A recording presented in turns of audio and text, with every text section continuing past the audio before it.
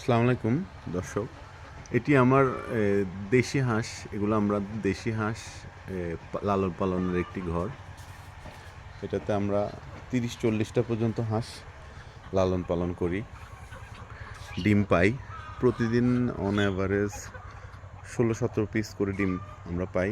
এখানে চায়না হাঁস, এটা চায়না হাঁস, এই যে দেশি হাঁস।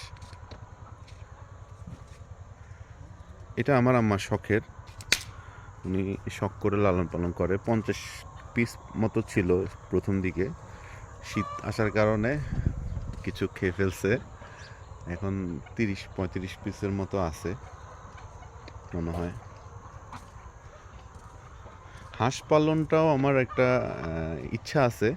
এই পুকুরের মধ্যে একটা অ্যারেঞ্জমেন্ট করে দিয়ে, যাতে পার নষ্ট হয় না হয়। হাঁস পালনের ক্ষেত্রে আবার ঝামেলা হয়, বেশি পরিমাণে হাঁস পালন করতে গেলে পুকুরের পার নষ্ট করে ফেলে। তো যার কারণে আর আপনি পুকুর ছাড়া হাঁস পালন করাটা, আসলে পানি ছাড়া হাঁস পালন করা যাবে না, কোনোভাবেই সম্ভব না। তো যার কারণে আমার ইচ্ছা আছে, অন্তত বেশি না হোক 200 পিস 300 পিস দিয়ে হাঁস একটা পালনের ইচ্ছা আছে। দেখি ইনশাল্লাহ। এই যে ওনারা এখানে বসে আছেন।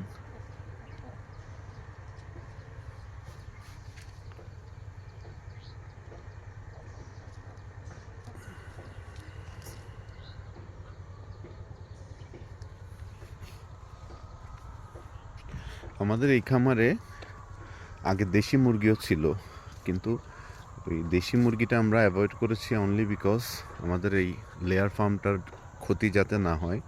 কারণ দেশি মুরগি অবাধ বিচরণ করে যেখানে সেখানে, তো ওটা আবার কোনো জীবাণু নিয়ে না আসে। যার কারণে আসলে আমার কষ্ট হয়েছে, কিন্তু আমার মায়ের খুব শখের জিনিস ছিল। তো আমি ওনাকে প্রমিস করি যে ইনশাল্লাহ আমি এমন একটা বন্দোবস্ত করে দিব ইনডোরভাবে, উনি যাতে অন্তত 30-40টা মুরগি উনি পালন করতে পারে। ইনশাল্লাহ সেটা করব। কারণ দেশি মুরগির ডিম, আমার মা আবার দেশি মুরগি ছাড়া কোনো কিছুই উনি মুখে নেন না। তো ইনশাল্লাহ মায়ের জন্য আমি একটা ইনডোর ব্যবস্থা করব, যাতে ইনডোরে উনি অন্তত আগে যেটা করতেন, এখানে দেশি মুরগি পালা হতো। এখানে একটা হাঁসের পাশাপাশি অপোজিট সাইডে এখানে দেশি মুরগির জন্য ঘর ছিল। 30-40টা দেশি মুরগি এই ঘরটাতে পালন করা হতো। এখন আপাতত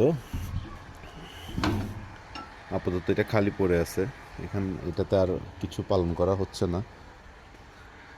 ইনশাল্লাহ আমি একটা ব্যবস্থা করব ইনডোরভাবে দেশি মুরগি আমাদের যেই থাকার বাসস্থানটা, ওটার পাশে আমরা চেষ্টা করব একটা দেশি মুরগির ছোটোখাটো একটা ঘর রেডি করতে।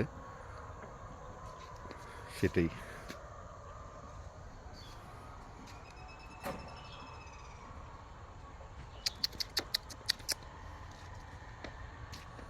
কালারটা কি সুন্দর!